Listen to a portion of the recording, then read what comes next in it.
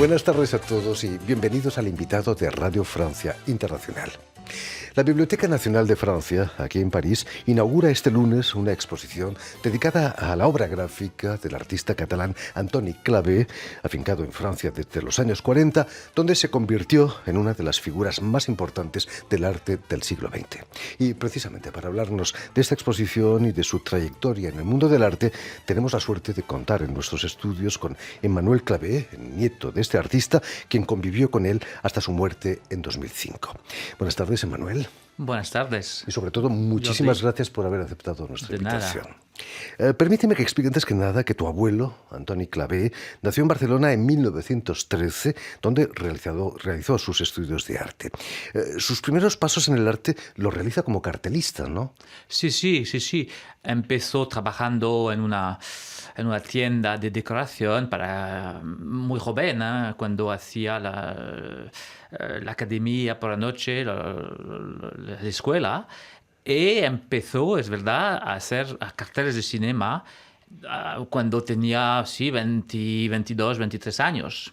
Con un estilo muy particular, art déco casi, ¿no? Sí, es verdad. Muy art déco. Y cuando vemos hoy estos carteles, vemos que están bien, están modernos. Tengo que decir que pienso que hace 3 o 4 años el Museo de la Reina Sofía en Madrid compró uno de estos carteles. También 3 al MACBA de Barcelona. Sí. Incluso la Metro Goldwyn Mayer le encargó varios carteles, ¿no? Claro, sí, trabajaba para compañías americanas, exactamente, en los cines de Barcelona. Sí. Recuerdo uno muy interesante del Hombre Invisible, donde El Hombre Invisible. Las vendas están muy estilizadas, ¿no? Sí, es verdad.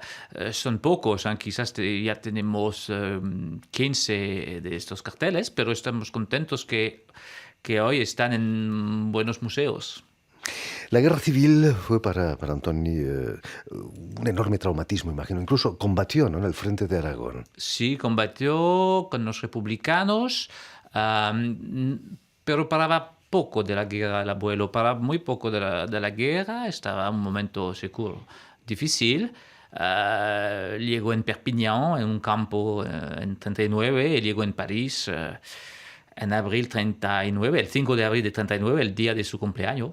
En ese frente de Aragón murieron miles y miles de milicianos, ¿no? Sobrevivió algo que era muy difícil de sobrevivir, ¿no? Sí. Todas las generaciones, cuando vemos las imágenes de la guerra civil, podemos ver que son momentos terribles y difíciles. Pero de nuevo, hablábamos muy poco de esto en la familia. Hablaban muy poco de esto. No sé por qué. Hablaba con los amigos de España o de Francia, con Pierre Dex, su viejo amigo, que hablaban mucho de la guerra civil, pero, ¿sabes? Sí, un momento muy difícil, pero gracias a si podemos decir, llegó en París. Antes de llegar a París, incluso expuso en Perpiñán, ¿no? Porque ahí estuvo internado en un par de campos de concentración. Sí, es verdad. Era una pequeña salón de té, librería. Gracias a este señor Vives, Martin Vives, que has visto los dibujos de este señor, de este Clavé en el campo cerca de Perpignan. Ha visto que había este joven que hacía dibujos, que le gustó, e hizo una exposición, y gracias a esta exposición ha podido salir del campo y llegar a París. Es gracias a Martin Vives, es gracias a este señor. Llega a París en los años 40, donde... En 39, el 5 de abril, imagínate, de 39. No es un buen momento para llegar a París, ¿eh? Puedo imaginar que abril 39, sobre todo, algunos, sí, es verdad que la nueva guerra llega, pero pienso que había esta situación un poco particular como refugiado, no sé cómo se dice en español, pero momentos difíciles, pero gracias a unos amigos españoles, contactos en París, poco a poco, rápidamente ha trabajado. Muchos tenemos en el recuerdo esas imágenes de la película Casablanca, donde llegan los alemanes a París. A Casablanca, sí. Cambia la vida, ¿no?, en en una ciudad como París. Sí, seguro, pero de nuevo, ¿sabes? No sé, no sé cómo lo vivió, pero pienso que había amigos en Montparnasse, en París, españoles, artistas. Tengo que decir que he conocido a mi abuela en París, francesa. Mi padre nació en 42. Pienso que momentos difíciles, pero no se lamentaba de estas cosas. Era la República Artística de Montparnasse, ¿no? Claro, los españoles eran una colonia importante. Ahí iba a conocer a Pablo Picasso. Sí, en los años 40, hasta la fin, hasta la muerte de Picasso, sí, muy cerca, muy amigos. ¿De qué modo influyó Picasso en la pintura de tu padre, de tu abuelo, perdón? Oh, sabes, en todo. Pero para él era más que un amigo, era un deo, Dios. un deo, ¿sabes? Picasso me decía siempre que con Miro lo podía siempre decir tú, y con Picasso no había más, no podía decir tú a Picasso.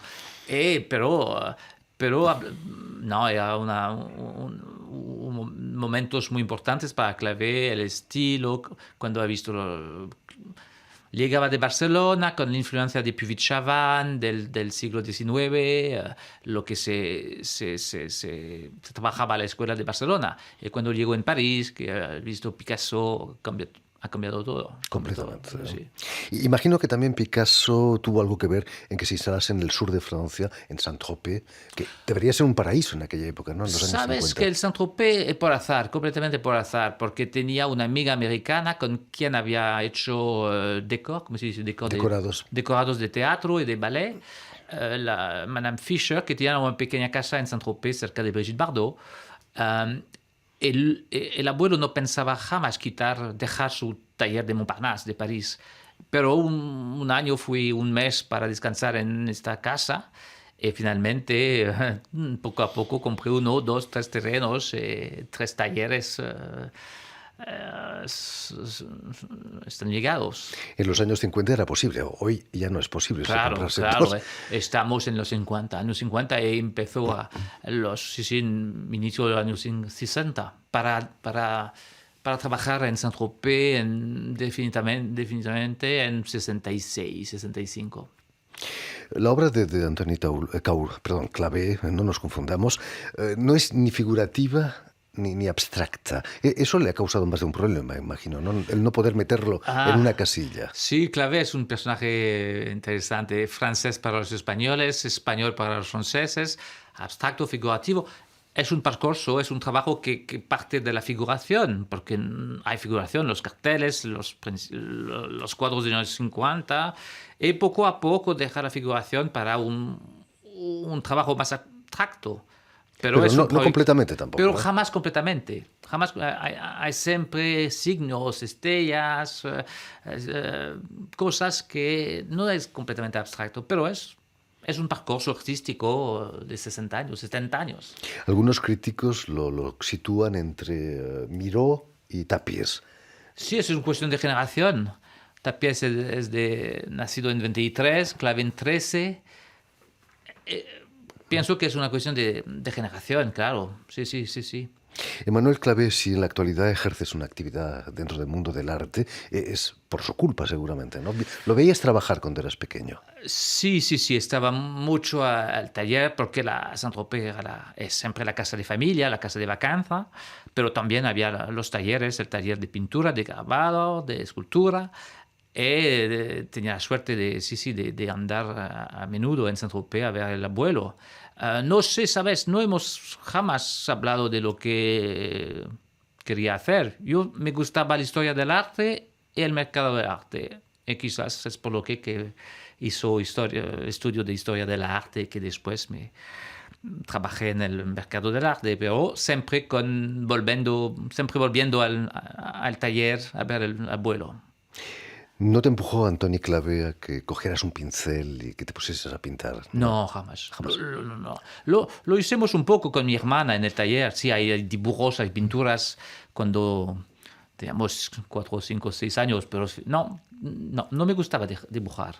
A pesar de la modernidad de Antoni Clavé, su trabajo tiene una reminiscencia clásica, era un gran amante de los clásicos de la pintura. ¿Verdad? Había hecho un homenaje al Greco y he visto unos grabados con las iniciales del Durero. Sí, sí, es verdad que con todos estos pintores españoles a menudo se inscriben en la historia del arte, el homenaje al Greco, a Rembrandt, a Dürer, a Goya, sobre todo en el grabado, que son para él los maestros del grabado. Seguro que hay esta voluntad de inscribirse o de... No, es más no inscribir, porque es más una admiración y un homenaje, por como lo supuesto. decía, homenaje al Greco. Volviendo a la exposición que se inaugura Sí. este lunes en la Biblioteca Nacional de Francia, es un reconocimiento importante, ¿no?, para Antoni Clavé. Es bien, ¿sabe? Es una cosa de calidad. Hemos hecho con mi hermana una donación a la Biblioteca Nacional. Tenían 170 grabados de Clavé. Hemos completado la colección con unos 90 grabados. Y estamos contentos que coincide esta exposición con la salida del catálogo Razoné de l'obra grabado, o grabada, perdón. Perfecto. Es un buen momento para... Sí, es bien. Es un placer de hacer esta exposición a la Biblioteca Nacional. Francia ya lo reconoció en el 78, le hicieron una gran retrospectiva en el Museo de Arte Contemporáneo, Arte Moderno de París. Sí, hace casi más de una generación, las dos retrospectivas en Pompidou, en el Museo de Arte Moderno de la Ville de París, estaban en 78, es verdad, hace mucho tiempo que no hemos visto una retrospectiva de Clavé en Francia. Con la democracia en España, también España ha intentado recuperar al Antonio Clavé. Sí, es verdad. Y Cataluña también, le han dado la medalla de Sant Jordi, que es el premio Nobel que da el gobierno catalán. Sí. Me acuerdo que había siempre entre Madrid y Barcelona una competición entre la Biblioteca Nacional de Madrid, las exposiciones en Barcelona y también en Cataluña entre la Generalitat del Ayuntamiento. Cuando uno hacía una exposición, el otro hacía una otra. Me acuerdo muy bien de esta época. Sí, querían hacer una fundación en Barcelona. ¿Cómo vivía Antoni Clavé su españolidad o su catalanidad? El hecho de vivir en Francia quizás le hacía ver las cosas más relativas. Tengo que decir que ha siempre quedado su pasaporte, su nacionalidad española, también muy catalán, pero también, pero francés también, porque toda su vida después de la guerra, su familia, nietos, nietas, pero... Sí, no ha cambiado de nacionalidad, español y, claro, muy cerca de Barcelona, con todos sus amigos. En el grabado de la portada de este magnífico catálogo, quizás esté el secreto, vemos 4 barras catalanas. Es verdad. Pero con el color blanco y el azul, que podría significar también una synthèse, quizás una la bandera francesa, ¿no? Sin saberlo, sin quererlo, es verdad, es completamente por casualidad. Pero hay una serie de cuadros en los años 70 que se llaman Volem l'Estatut. Hay 3, 4 cuadros en 77 que se llaman Volem l'Estatut. ¿Quiere decir algo? ¿Qué posición hubiera tomado hoy, vistas las circunstancias políticas que envuelven Cataluña? Yo pienso que... no sé cómo decirlo en español, pero pienso que para él era demasiado. Era como no sé cómo decirlo, era una reacción demasiado fuerte, como una impasse, como si una impasse. Sí, un callejón sin salida. De poner a Cataluña en una impasse política. En fin, pues ya lo saben, tienen una cita en la Biblioteca Nacional de Francia, aquí en París, para la exposición de la obra gráfica de Antoni Clavé, que estará abierta hasta el 25 de febrero. Muchísimas gracias, Emmanuel Clavé, por haber estado aquí con nosotros.